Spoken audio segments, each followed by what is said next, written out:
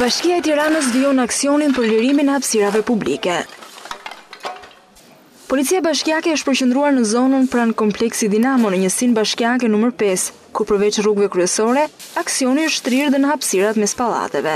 Nuk do të ketë asnjë lloj kompromisi, çdo gjë që bëhet duke u konsultuar me dokumentacionin paraprak që çdo subjekt paraqit, por nga ajo që është vënë re, në asnjë nga rastet nuk ka një dokumentacion konform ligjeve, o janë të skaduara në datë ose janë të dhëna në mënyrë provizore në vitet e kaluara. Nënkryetari i bashkisë Andi Seferi tha se lirimi i hapësirave publike do të jetë puna e përditshme e Bashkisë së Tiranës, ndërkohë që njoftoi monitorim të rreptë në gjithë kryeqytetin për këtë problem.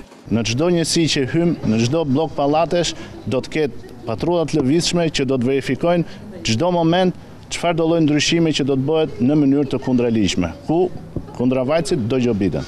Prej ditësh, Bashkia e Kryeqytetit është angazhuar në të gjithë zonën për lirimin e hapësirave publike të zaptuara në shkelje të ligjit nga qytetarë dhe shitës ambulant.